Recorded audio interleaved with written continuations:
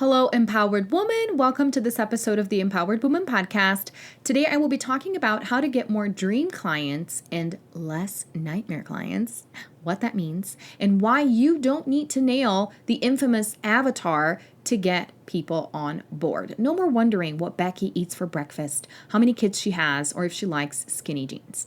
So if you've struggled with this whole avatar mess, this one is for you. It's a juicy one and an empowering one. Let's dive in.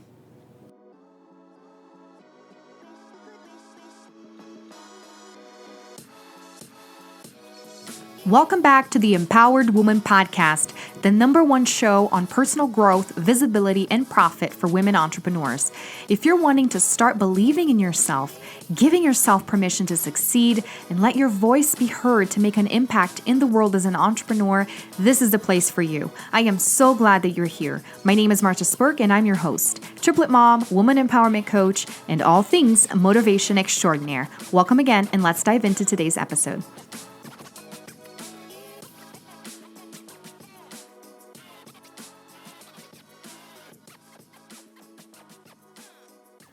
So I've been sharing a lot recently about the importance of you being vulnerable in your content and how a lot of the work that I do inside the Empowered Woman School and with my clients has to do with personal growth and personal development so that they can find their vulnerability and convey that in their content so that people connect with them. And it just is always mind-blowing to me that whenever I write a more vulnerable piece, I get so many comments, I get so many people resonating with it, and it confirms to me the importance, and really it confirms to me that I have been getting better in improving this skill of vulnerability. Because just like with everything else, with anything else, it's practice. So we hear these things, you got to be vulnerable, right? We don't really know how to go about it, but you have to start practicing. You have to start doing it until you get the gist of it and you get better and you get better and you get better.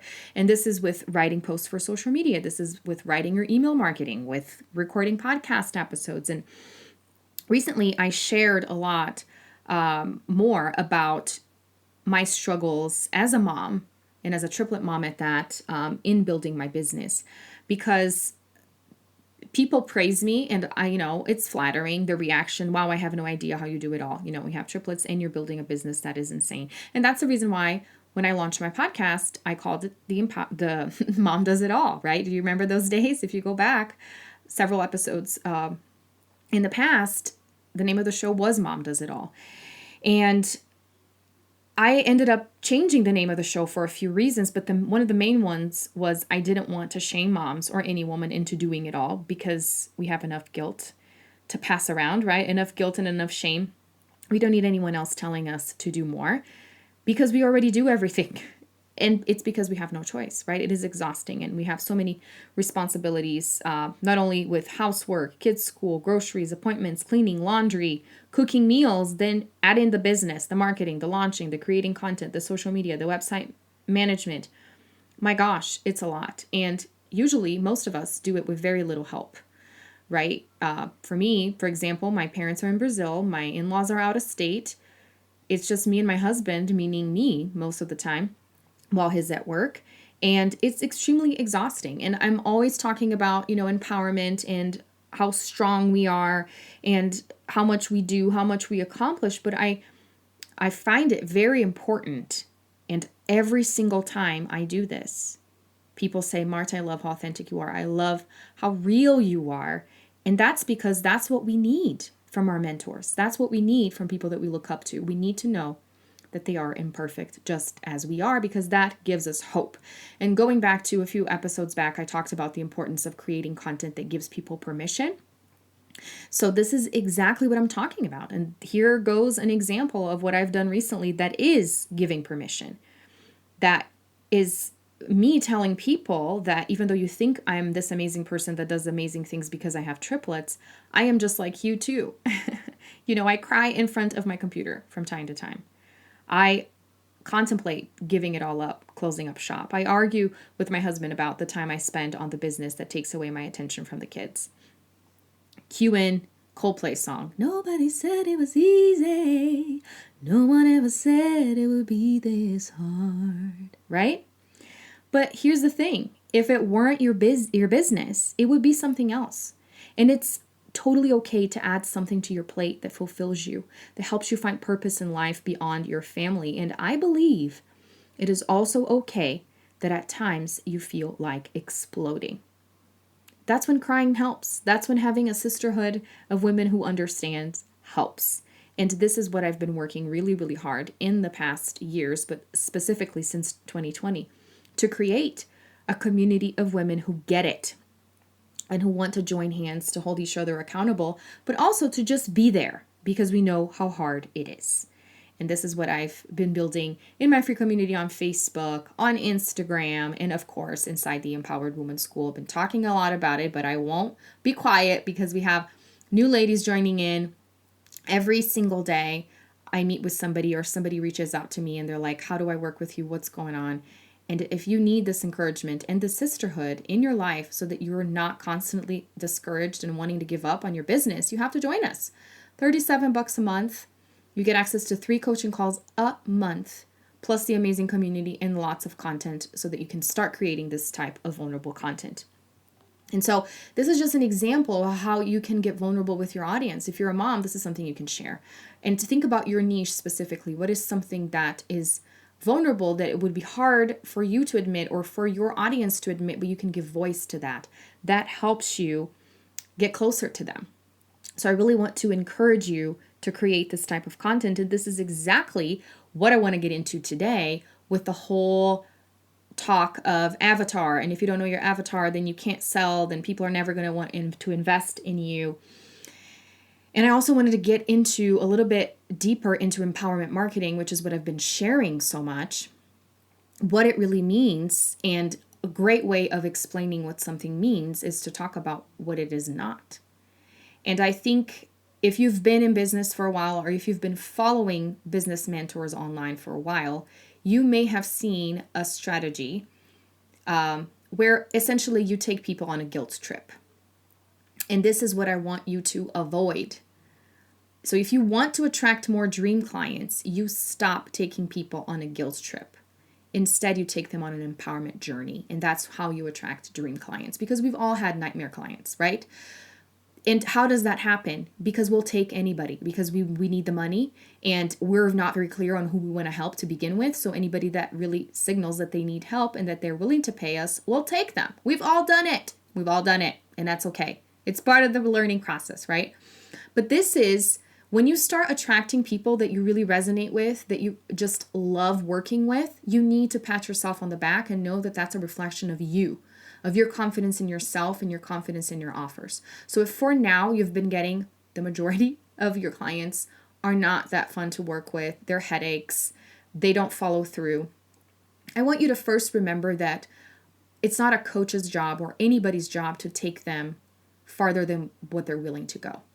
You can't force anyone to do their homework. You can't force anyone to implement what you're teaching them, what you're telling them to do, what you're advising them to do. So it's not all on your shoulders. And that's why we have to be very, very careful with the promises that we make in our content, obviously.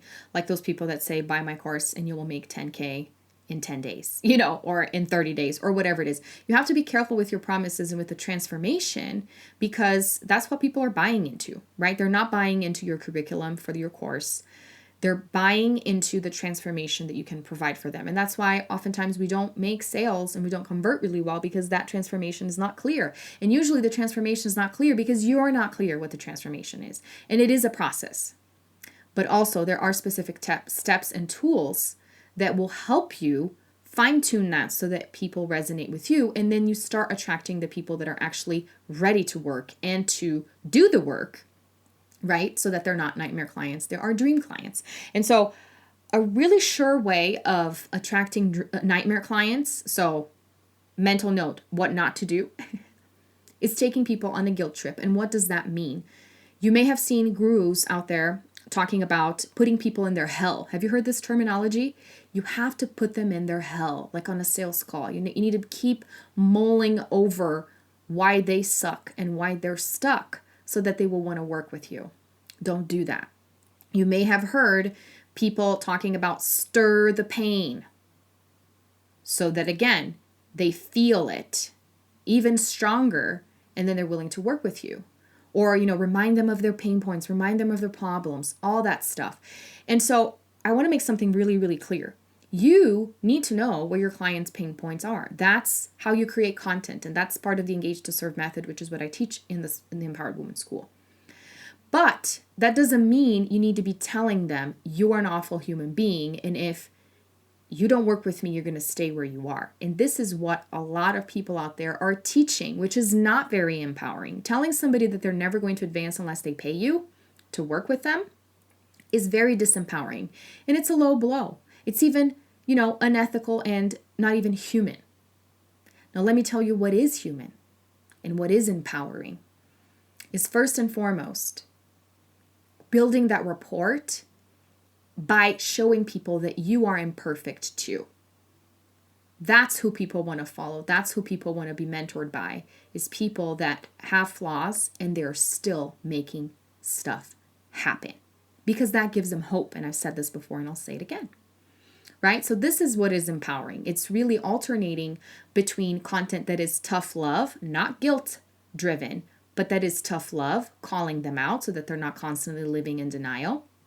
And that's what we do, again, with the Engage to Serve method, is eliciting those problems. So it's not even that you are pointing fingers and putting your finger inside that wound that's already there, that open wound, or what's the expression, pouring salt in the open wound or whatever it is. It's not that. It's you asking the questions. I mean, much like a therapy session would be, right? Asking the questions so that they answer it themselves, so that they figure it out on their own. And this is really what a beautiful coaching call is, by the way, if you're wondering. Working one-on-one with clients, they start talking about stuff and they ask a question and then they answer it themselves. And just the fact that there's somebody there listening to them in case they can't figure it out on their own makes all the difference and helps them figure it out on their own. But back to the empowering content. So it's really alternating between the tough love and the content that gives permission, just like what I just explained to you. Right, is saying, I struggle with this too, but this is what has helped me. Or not even bringing tools or call to actions to just literally say, I'm not perfect either, and that is okay. I'm taking steps forward. Because realize this, not all of your content needs to say that you've come out on top and that you're on the other side. In fact, I encourage you to sprinkle in this vulnerability to say, I don't have it all figured out. In case you were wondering, I do not. It's very, very important to bring that in so that people see the human side of you and then they're more inclined to work with you. So how exactly do you go about that? First and foremost, I would make a list of things that your client struggles with, and then think about how you can talk about how you still struggle with that, or maybe tell a detailed story of how you've struggled with that in the past as well, so that they can make that connection. This is empowering. It may not seem empowering to you because you want to, create this facade that you're amazing so that people will want to work with you, but it's actually the opposite.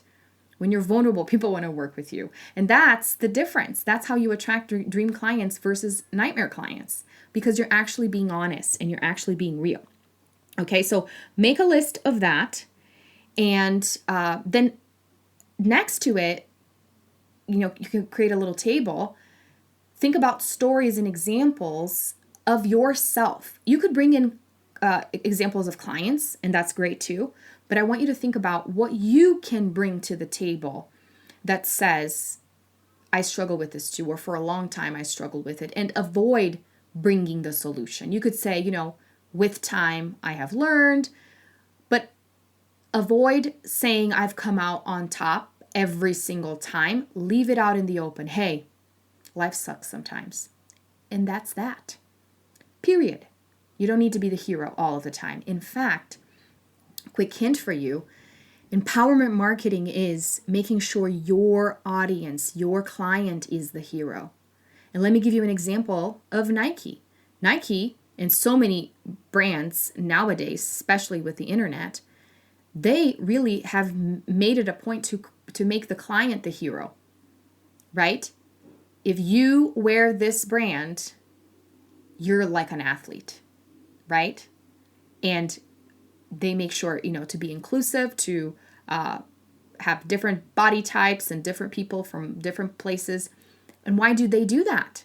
So that people feel included, so that people see themselves in that situation. And the beauty with the whole online world is that more than ever, people can voice their opinions and give companies and businesses their input. And so they feel like they have this power of choice. And that's why I encourage you to always ask people, hey, what do you want to hear from me? What would you rather I talk about? Right? If I were to create a class on XYZ, what would you want to see on this? I'm creating a course. What is the best name? Help me pick a name. Involve your audience in everything that you do. Ask for their opinion. Ask more questions so that your audience is going to help you create your own content. You already have what you teach. You already have your pillars, ideally. And if not, that's why you need the Engage to Serve method, right? And then you fine tune it with this relationship, because it's a relationship. It's not one-sided. You need to hear from them. And you also need to be vulnerable and share about you. It's not always solutions, or you have a problem, here's the solution. Sometimes there is no answer. We're all trying to figure out this thing called life, right? So think about that. Think about how Nike makes you feel empowered with their marketing because they want you to be the hero in the story. And going back to what I've been saying in the last few months about focusing on impact and not on income, focusing on serving and not being self-serving, it all goes hand in hand. Look how beautiful this is. Empowerment marketing really is serving. And isn't that what entrepreneurship should be? It's finding a problem and working really hard to find a solution for that problem and to offer that solution in an amazing way that people are interested in, right? So that is empowerment marketing, because it's you giving people hope and giving people a voice, right? So this is how you do it. So do you want to attract more dream clients? Then stop pointing fingers and telling them that they're going to stay where they are if they don't work with you. And instead, show some vulnerability. Show that you're a human being and that you have flaws. And of course, sprinkle in your solutions, but ask more questions and then show your vulnerable side. So these are my tips for you. Create that little table of the problems and what are some of the stories that your personal stories that you can share on that. And then alternatively, ask questions about the issues. Instead of pointing fingers, let them figure it out, right? Instead of stirring the pain, let them do it themselves. You just elicit it, and then you bring in the solution. It's so much easier, and it's so much more relevant for them to want to come on board and invest in your solution once they are convinced